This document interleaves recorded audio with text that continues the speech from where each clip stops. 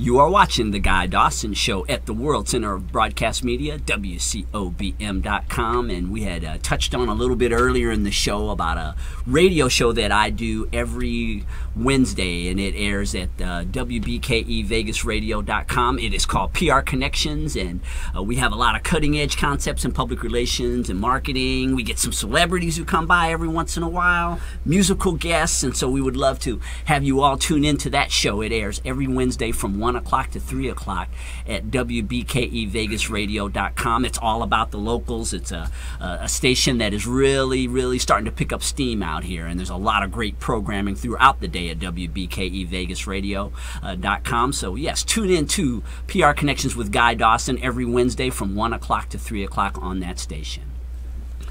My good friend Tito Hudson is in the studio. He is the owner of Classic Cuts. And he is my barber, by the way, and he has been my barber for several years. His barber shop was actually the host barber shop for the 2007 All-Star game and for the NBA that was here, right, Tito? Yeah, it was. Had a good time. And Tito is a master barber, and he is doing a lot of things with the community, both with his barber shop as well as with an organization that he works with young people. It is called Team Classic Bulldogs, and I have had the privilege to be able to partner with him to promote some of the things that they are doing, helping the youth through football, and I really appreciate, Tito, you finally having a chance to stop by and talk about some of the programs that you are doing through your barbershop and with the Team Classic Bulldogs. Yeah, man, I appreciate you inviting me to your show, being this platform. I know I'm always busy, but today I set out time to come be with you today. So first we'll talk about the barbershop a little bit. What inspired you to create it? It's such an interesting barbershop. There's a full court that runs through the middle of this barbershop. It's just when you go and you see it, you just can't imagine the creativity, beautiful, isn't it? Yeah. By the way, Sophia Smith is to my right. She is with Strong Arm, and to Tito's left is Loretta, and they are going to be talking about their organization as well throughout this interview. Yeah, I did the barbershop different because I want to do something more high definition, more authentic, more not boring. When I first worked in the shop, first 6 years, we pretty much worked in the barbershop. It was like, the barber's on this side, the client's on this side, and you wait and you just sit. So when you come in my shop, it's like an adventure. Before I did it, at first I was going to do another one. I'm not going to say the other shop I was going to do because it's coming. The second one is coming. So when we came with the design to do this one, I envisioned when the kids walk in, it was like even adults was going to be like, wow, like I don't want to leave. Most kids come in the barbershop when they get a haircut, they're crying when they leave. It's that kind of environment. So I mean. And with that, we just kept adding more community outreach things for the community. It's like a gym where kids, instead of them going home, parents not there, or they get in trouble, most of the kids just come to the shop and just chill out until parents get home or whatever it may be. It's actually the first child-oriented type of barbershop I think I've ever been in. Throughout my life, I've been into a lot of different barbershops, but that made me feel really comfortable about it, is that it just was so tailored towards kids in particular and giving them somewhere where they could come and feel comfortable, and like you said, they play basketball while you're in there, and then if they throw the ball and it hits somebody who's sitting in one of the chairs, they have to get out and do push-ups. I mean, it's just a great environment for you to take your kids to get a haircut. Yeah, it's mainly like a jock shop. I mean, kids from the age from 5 to whatever it may be age, and they basically play sports. They organize sports with a referee. So we have kids have came in there that couldn't play. They watch the other kids that's more advanced learn how to play.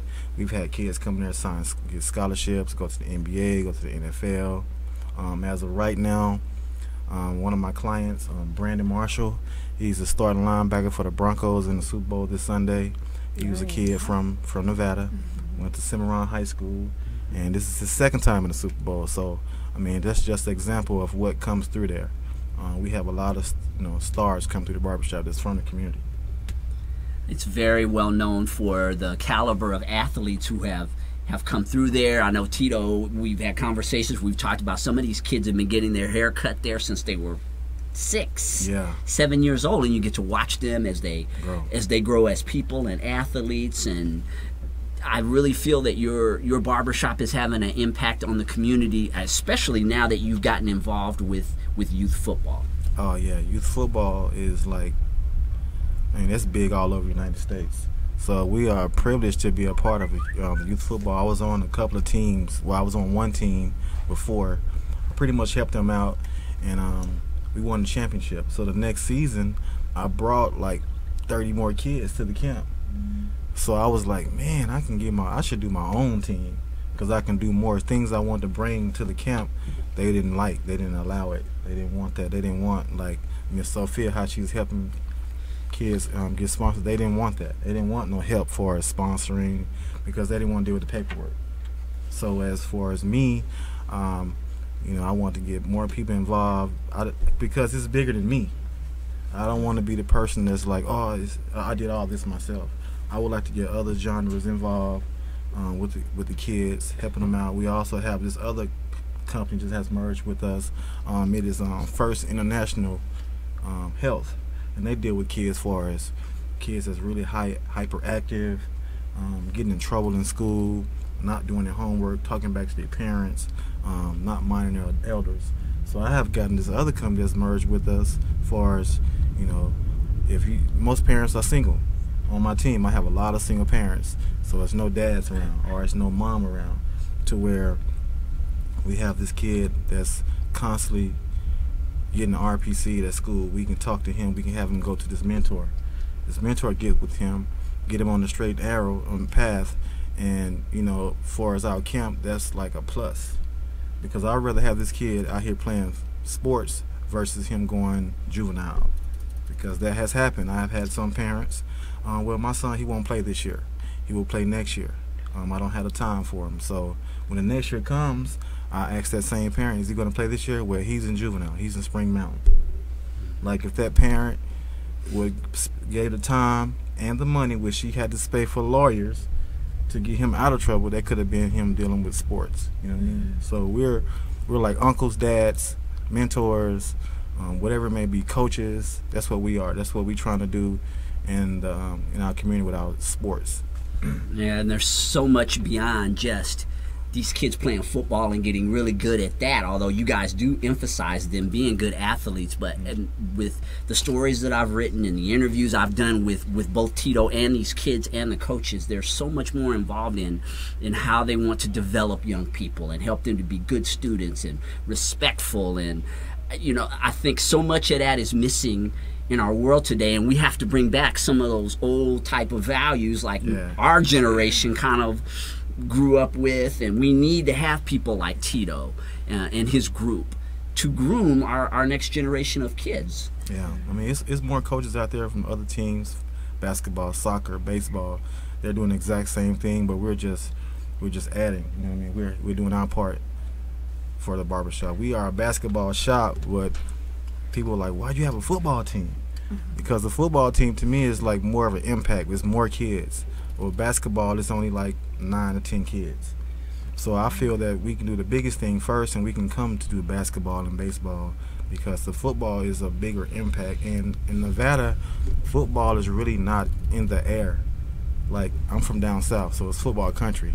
So football is coming around out here, but we need more responsible coaches doing exactly what my camp is doing, helping the kid education, helping them being more responsible, helping them being more accountable, helping them being more, more respectful towards his parents. So when they do all that, everything else will just take care of itself. I'm speaking with Calvin Tito Hudson. He is the owner of Classic Cuts and the founder of the Classic Bulldogs. It is a youth football foundation, and I also have Sophia Smith with Strong Arm, as well as Larita Morales. Oh, I'm sorry.